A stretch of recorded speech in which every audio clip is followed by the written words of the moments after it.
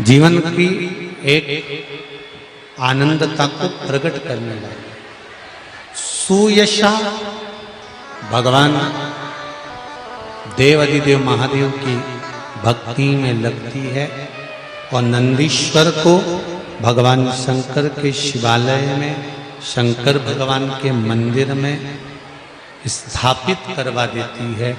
वो धर्मपत्नी सुयशा, धर्मपत्नी सुयशा।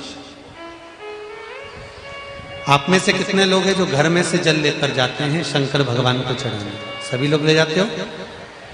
जब घर के मटके में से, परिंडे में से, बाल्टी में से, टंकी में से, घर के हंडे में से जब एक लोटा जल लेकर जाते हो ना, उस समय पर आपके मन में ये भाव प्रकट होना चाहिए कि हमारे घर में हम देव अधिदेव महादेव को जल चढ़ाने के लिए जा रहे हैं। हे शिव शंकर, अगर घर में पितृदोष है, कालसर्प दोष है, वास्तु दोष है, या मेरे घर के अंदर कोई भी दोष है, एक लोटा जल जब मैं आप पर समर्पित करूं तो मेरे देव अधिदेव महादेव हमारे घर के सारे रोग, दोष, बीमारी, कष्ट को दूर कर देना और तेरे चरणारविंद का जल देकर हमारे घर को पवित्र कर दे। तेरे चरणों का जल हमको प्राप्त हो जाए जिससे हमारा जीवन सार्थक हो जाए।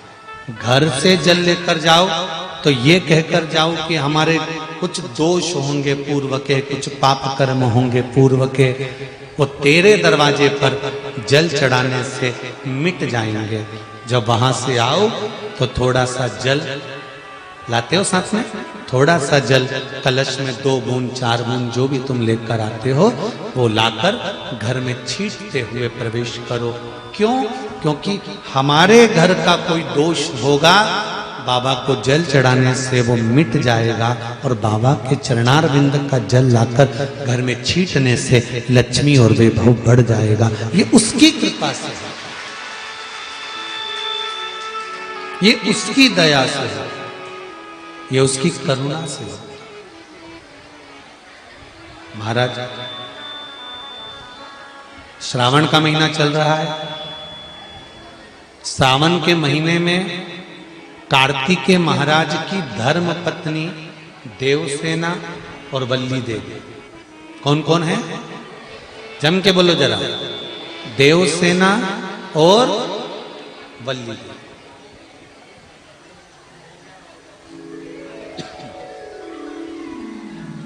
देवसेना और वल्ली देवी, ये कार्तिकेय महाराज की 2 धर्म पत्नी है।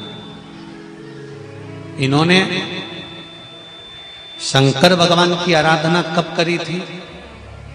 तो कहा जिस समय पर माता पार्वती शंकर भगवान के साथ में चौसर खेलती हैं और चौसर खेलते समय पर शंकर भगवान हार जाते हैं, नीलकंठ पर जाकर बैठ जाते हैं।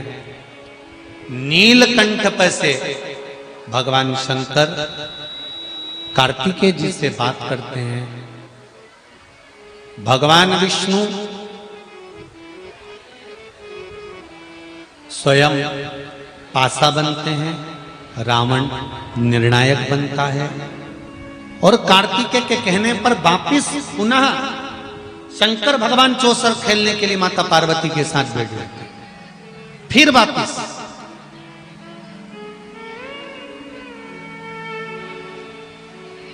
और शंकर भगवान जब माता पार्वती के साथ चौसर खेलने वापिस बैठते हैं, पुनः विराजमान जब हो जाते हैं, फिर बैठ जाते हैं। तब पार्वती मैया जब हारती हैं तो पार्वती जी के मन को यह लगता है कि हारने का कारण क्या है।